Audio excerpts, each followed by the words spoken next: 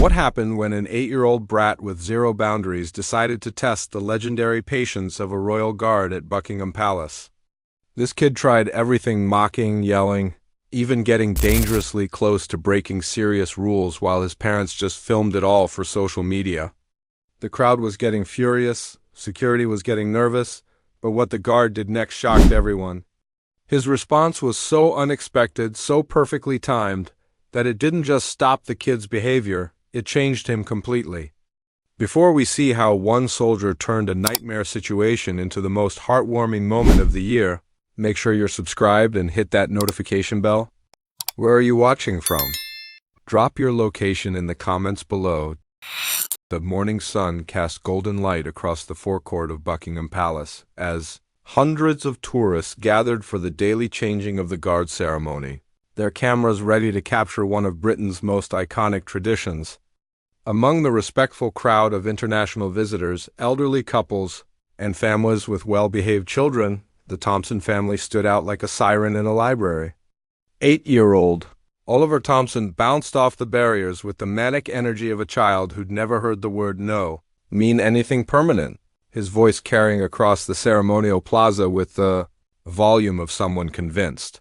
The world revolved around his entertainment. Sarah and David Thompson followed their son with the wary resignation of parents who had long ago chosen the path of least resistance in child-rearing. Sarah, 34, clutched her iPhone like a lifeline, ready to document Oliver's cute antics for her social media followers who regularly praised her for letting her child express himself freely. David, 36, wore the expression of a man who traded parental authority for temporary peace, choosing to film rather than parent when his son's behavior demanded adult intervention. Guardsman James Mitchell stood at his ceremonial position near the palace's central gates, his scarlet tunic immaculate in the morning light, black bearskin hat adding a commanding foot to his already impressive 6'2" frame. At 29, Mitchell had served 7 years in the Grenadier Guards, including 2 deployments to Afghanistan where he'd learned lessons about patience, discipline, and the delicate balance between authority and compassion. His white gloves held his rifle at the perfect regulation angle, every piece of equipment positioned with mathematical precision that reflected thousands of hours of training. But Mitchell's military experience had taught him something that would prove crucial in the next hour. Sometimes the most challenging battles weren't fought against enemy combatants, but against situations that required wisdom rather than weapons, understanding rather than orders. His peripheral vision caught the Thompson family's approach, and years of reading crowd dynamics told him that trouble was developing in the form of a small boy with unlimited energy and apparently no boundaries. Oliver's disruption began immediately upon arrival. "Look at that funny hat," he shouted, his voice echoing across the plaza where other visitors maintained respectful quiet. "Why is he just standing there like a statue? Is he even real?"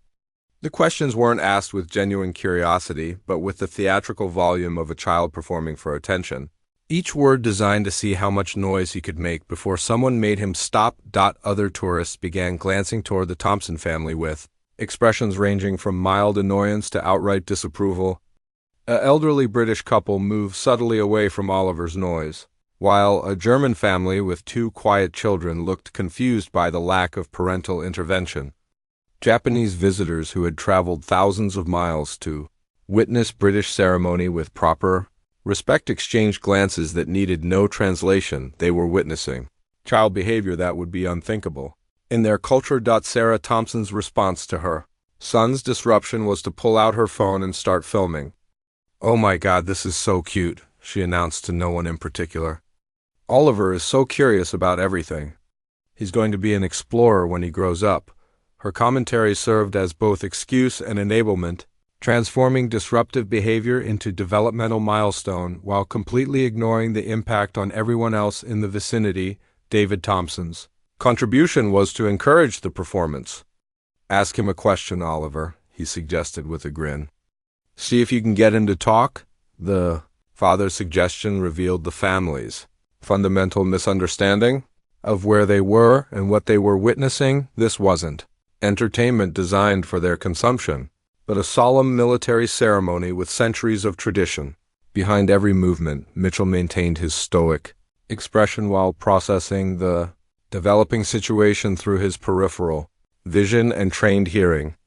His military experience included crowd control training that taught him to identify potential problems before they escalated into serious incidents. Oliver's behavior was following a predictable pattern, testing boundaries, seeking attention, escalating disruption when initial attempts didn't produce desired results. But Mitchell also recognized something in Oliver's behavior that the child's parents seemed to miss.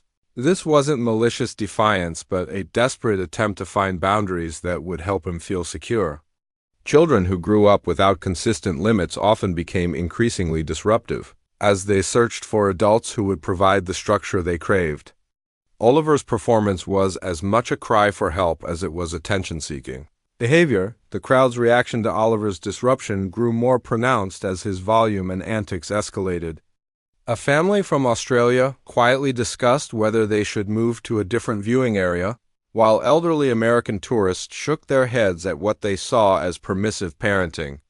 The international nature of the crowd made the situation particularly uncomfortable. Visitors from cultures with strong respect for authority and public behavior were witnessing an American family treating British military ceremony like personal entertainment. Oliver's next escalation involved physical comedy, designed to mock Mitchell's ceremonial bearing. The 8-year-old began imitating the guard's posture with exaggerated stiffness, marching back and forth behind the barriers while his parents filmed and laughed. "Look, I'm a soldier too," Oliver announced loudly. "I can stand still and look serious." His imitation was performed with the cruel accuracy that children possess, capturing not just Mitchell's posture but mocking the dignity and purpose behind it. Mitchell's training had prepared him for many forms of disruption, but dealing with a child who was being actively encouraged by his parents presented unique challenges. Military protocol for handling adult disruption was clear and straightforward, but responding to a misbehaving child required different skills, ones that drew more from his human compassion than his military authority. The situation continued deteriorating as Oliver realized his imitation was generating the attention he sought. His performance became more elaborate, incorporating silly faces, exaggerated movements, and mock-serious expressions designed to make his parents laugh and the guard look foolish. Each escalation brought more disapproving stares from other tourists, but the Thompson parents remained focused on capturing content rather than teaching respect. As Oliver's disruption reached new levels of inappropriateness, Mitchell found himself drawing on lessons learned not just in military training but in life experience that had taught him the difference between children acting out from malice and those desperately seeking the boundaries that would help them feel secure. The next hour would test not just his legendary patience, but his wisdom in knowing when authority needed to be tempered with compassion. 20 minutes into Oliver's performance, his behavior had escalated from merely annoying to genuinely disruptive, affecting the experience of dozens of international visitors who had come to witness British military tradition with appropriate respect. The 8-year-old had discovered that his mocking imitations generated laughter from his parents and attention from other tourists, creating a feedback loop that encouraged increasingly inappropriate behavior at one of Britain's most dignified ceremonial sites. Oliver's latest tactic involved attempting to synchronize his movements with Guardsman Mitchell's ceremonial steps, creating a grotesque parody of military precision that treated centuries of tradition like a comedy routine. "Left, right, Oliver chanted loudly, his voice carrying across the plaza as he marched behind the barriers with exaggerated arm swings and theatrical serious expressions. His performance drew nervous laughter from some tourists, but outright disapproval from others who recognized the disrespect being shown to military service. Sarah Thompson continued, filming with the dedication of a social media influencer, providing running commentary that demonstrated complete obliviousness to the growing crowd hostility. "He's so creative," she announced to her phone camera. "This is going to get so many likes." Oliver is naturally gifted at entertaining people. Her words revealed the family's fundamental misunderstanding of the situation. They saw entertainment where others saw disrespect, creativity where others saw poor parenting. Guardsman Mitchell maintained his ceremonial bearing despite the unprecedented challenge to his professional composure. His training had prepared him for weather extremes, crowd noise, and various attempts by tourists to break his concentration, but dealing with sustained mockery from a child whose parents were actively encouraging the behavior required drawing on reserves of patience that went beyond military discipline into human wisdom about child development and family dynamics. The crowd's reaction had shifted from annoyed tolerance to active hostility toward the Thompson family. A British veteran wearing his regimental tie approached David Thompson quietly, suggesting that perhaps their son should show more respect for military service. David's response was defensively dismissive. "He's just being a kid." "Lighten up," the veteran walked away, shaking his head, muttering about Americans who brought their permissive parenting to sacred British traditions. Oliver, sensing that his audience was growing and that his parents continued providing positive reinforcement, decided to escalate his performance into more dangerous territory.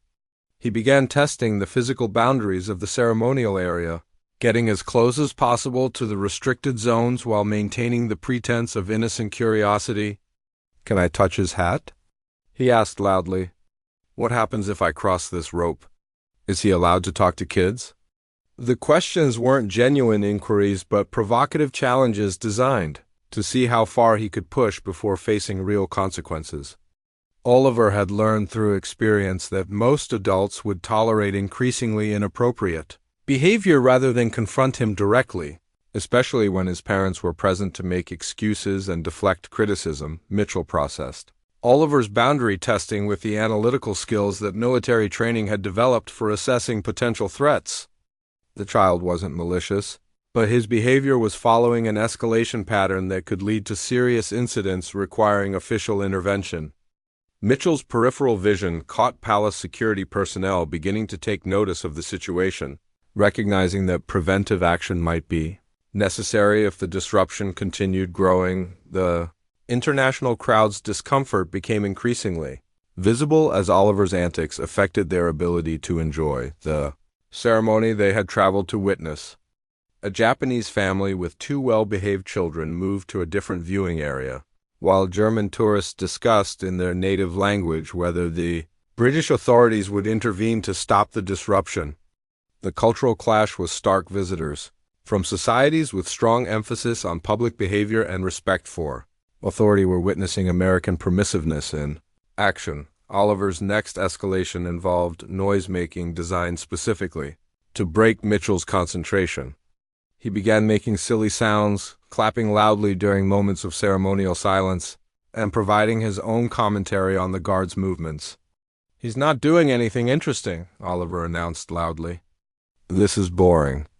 Can we go see something fun instead?" His words revealed the fundamental selfishness of a child who had never learned that the world didn't exist solely for his entertainment. Sarah Thompson's response to her son's increasingly disruptive behavior was to defend and enable rather than correct. When other tourists expressed disapproval, she became defensive. "He's just curious." There's nothing wrong with asking questions. Her inability to distinguish between genuine curiosity and deliberate disruption showed how permissive parenting had blinded her to her son's actual needs and behavior patterns. The situation reached a critical point when Oliver decided to test the ultimate boundary: physical contact with the guard's equipment. Despite clear barriers and posted warnings, the 8-year-old reached toward Mitchell's rifle bayonet, claiming he wanted to see if it's real. The move was dangerous not just because it involved restricted military equipment, but because it forced a ceremonial guard into a position where he might need to break protocol to prevent a child from potentially injuring himself. Mitchell's response drew on every aspect of his military training and human experience.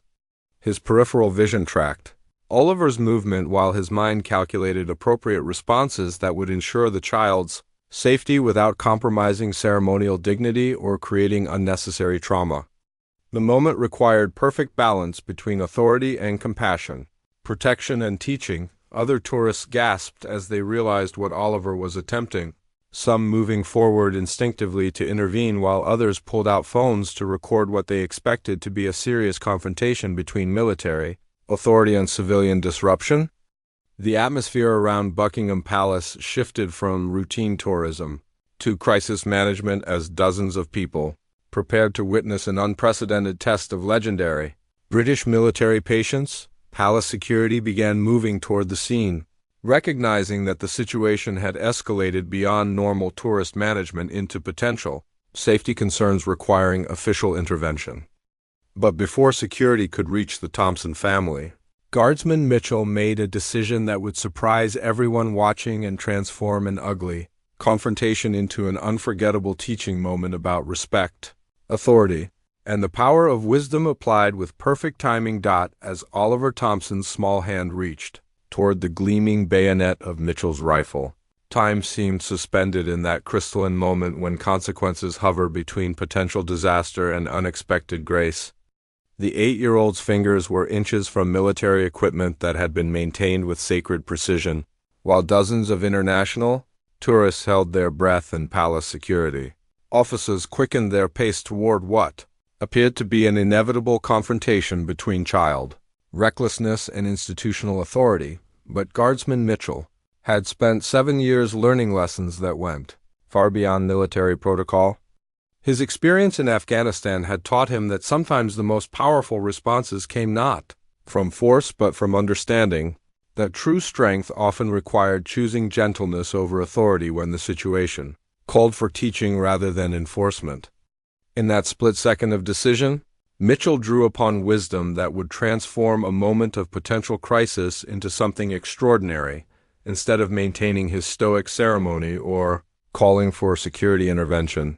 Mitchell did something that no one expected. He spoke directly to Oliver with the quiet authority of someone who understood both military discipline and child psychology. "Young man," Mitchell said in a voice that carried clearly across the plaza, but remained gentle enough not to frighten, "that bayonet is very sharp and could hurt you. Please step back so I can keep you safe." The words weren't shouted commands or harsh reprimands, but firm guidance delivered with genuine concern for Oliver's well-being. Mitchell's tone carried the authority of his military position while demonstrating the compassion that made him effective with children who needed boundaries set by adults who cared about their safety. The response was so unexpected that it stopped not just Oliver but every person within hearing distance. Oliver froze, his hand suspended in mid-reach as he processed being addressed directly by the guard he'd been mocking for nearly an hour.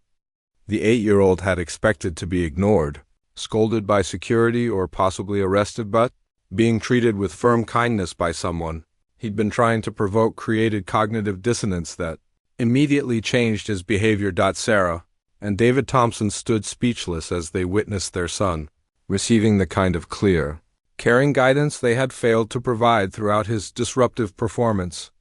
Mitchell's intervention revealed the profound difference between permissive, enabling, and authoritative parenting. The guard's words contained both expectations and care, boundaries and respect for Oliver's humanity.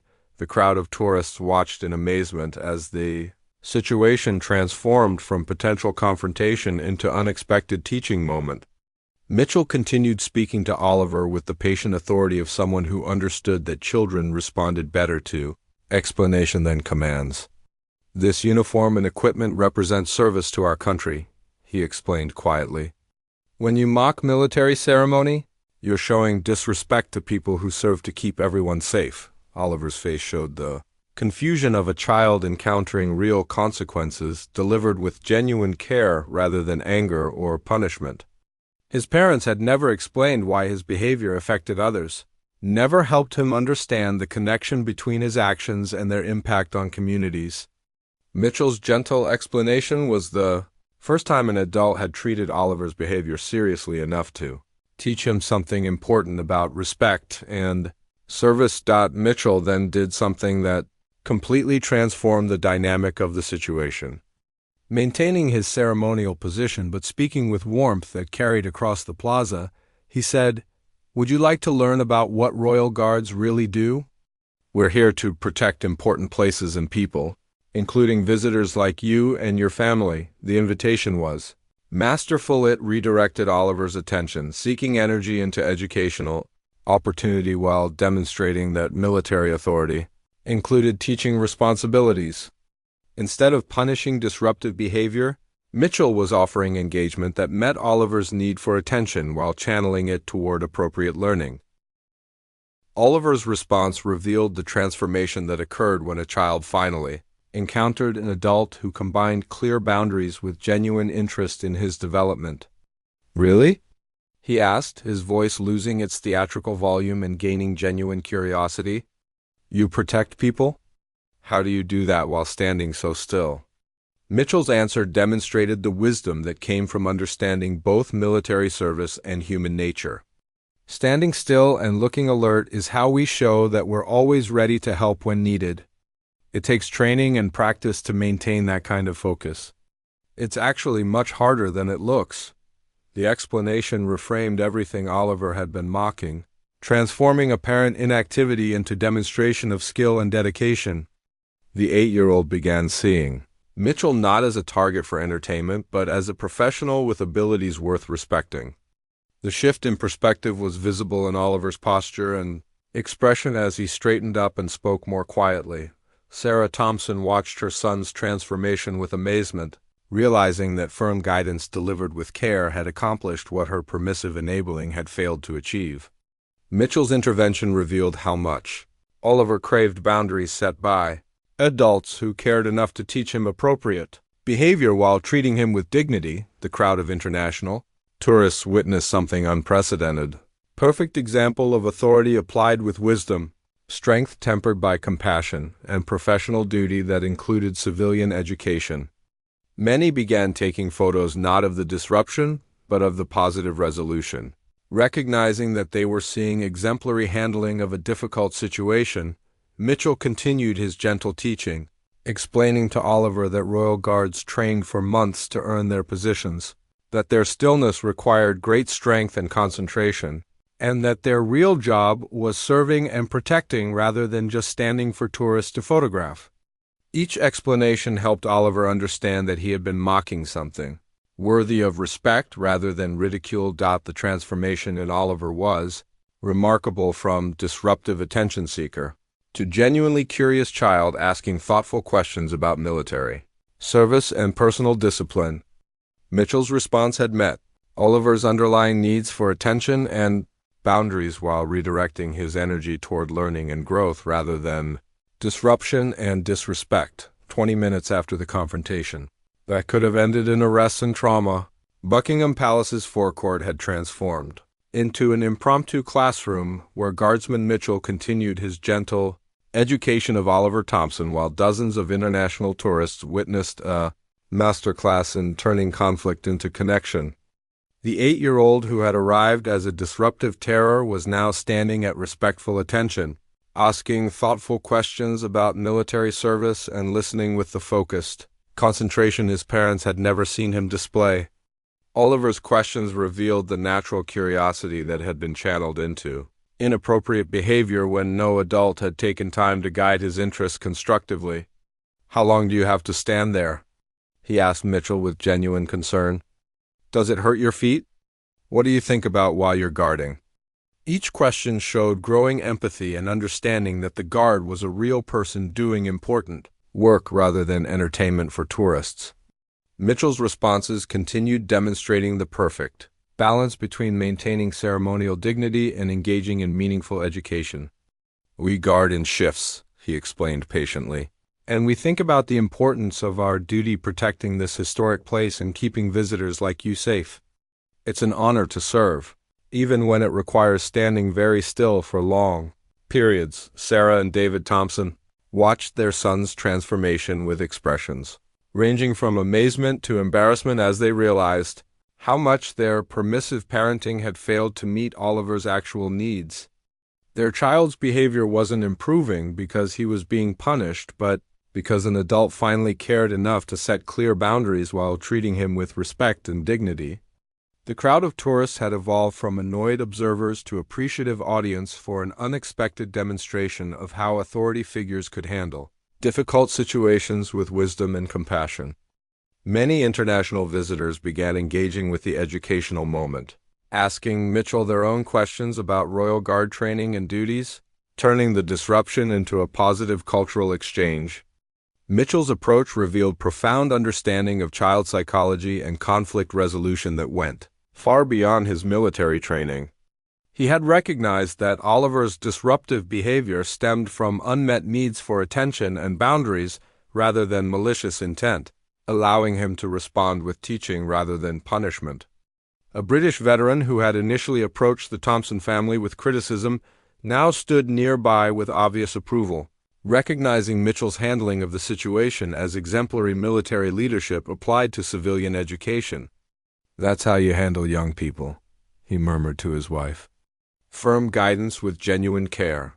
Palace security officers who had been prepared to intervene with official consequences stood back and observed as Mitchell's gentle authority accomplished what formal enforcement rarely achieved: genuine behavior change based on understanding and respect, rather than fear of punishment. Oliver's final question revealed how completely the interaction had changed his perspective. "Could I be a Royal Guard when I grow up? What would I need to learn?" The 8-year-old who had mocked military service was now expressing genuine interest in pursuing it, demonstrating the power of positive role modeling and patient teaching. Mitchell's response was perfect. "You could, if you're willing to work hard, learn discipline, and always treat others with respect. Good guards protect and serve people, which means being kind and strong at the same time." His words gave Oliver concrete goals while reinforcing the lessons about appropriate behavior and service to others. Sarah Thompson approached Mitchell with genuine gratitude and obvious embarrassment about her son's earlier behavior. "Thank you," she said quietly. "I can't believe how patient you were with him. You taught him more in 20 minutes than we've managed in months." Her admission revealed growing awareness of how permissive parenting had failed to provide Oliver with the structure he needed. David Thompson's contribution was equally telling. "We've been letting him get away with too much because we thought it was better than being too strict. But watching you handle this showed us there's a difference between being mean and being firm." The father's recognition that boundaries and consequences could coexist with kindness represented significant growth in parental understanding. Mitchell's final interaction with Oliver was both touching and instructive. He knelt to the child's eye level, breaking ceremonial protocol one last time to deliver a personal message. "Remember, Oliver, being strong means protecting others and showing respect, especially the people who serve their communities. You have good energy, use it to help rather than disrupt." Oliver's response was a crisp salute that he had learned by watching Mitchell, followed by a sincere "Thank you, sir," delivered with the kind of genuine respect that children show when adults treat them with dignity while maintaining appropriate boundaries. The crowd's spontaneous applause recognized not just Mitchell's exemplary handling of a difficult situation, but Oliver's transformation from disruptive child to respectful young person. International tourists who had initially been annoyed by the Thompson family's behavior now approached them with understanding and encouragement about positive parenting. 6 months later, Sarah Thompson would post a follow-up video showing Oliver's dramatically improved behavior and the family's adoption of clearer boundaries combined with consistent love and respect. The encounter with Guardsman Mitchell had become a turning point that taught them the difference between permissive enabling and authoritative guidance. Oliver kept the photo his mother took of him saluting Mitchell on his bedroom wall, along with information about military careers and Royal Guard requirements. The 8-year-old who had tested every boundary discovered that the most important lessons came from adults who cared enough to set limits while treating him with dignity and respect. Mitchell continued his ceremonial duties with enhanced appreciation for the educational aspects of his role, understanding that protecting the public sometimes meant teaching respect and appropriate behavior rather than simply maintaining silence and stillness. The incident became legendary among palace staff as an example of how military professionalism could include compassion and teaching, proving that true authority knew when to enforce rules and when to educate hearts and minds. Mitchell's response had transformed a potentially ugly confrontation into a beautiful demonstration of how strength and gentleness could work together to create positive change. What do you think about the balance between setting boundaries and showing compassion with children? Have you ever seen someone handle a difficult situation with both firmness and kindness? Share your thoughts in the comments below. And if this story showed you something about positive authority and patient teaching, pass it along to parents who might appreciate seeing how discipline and love can work together.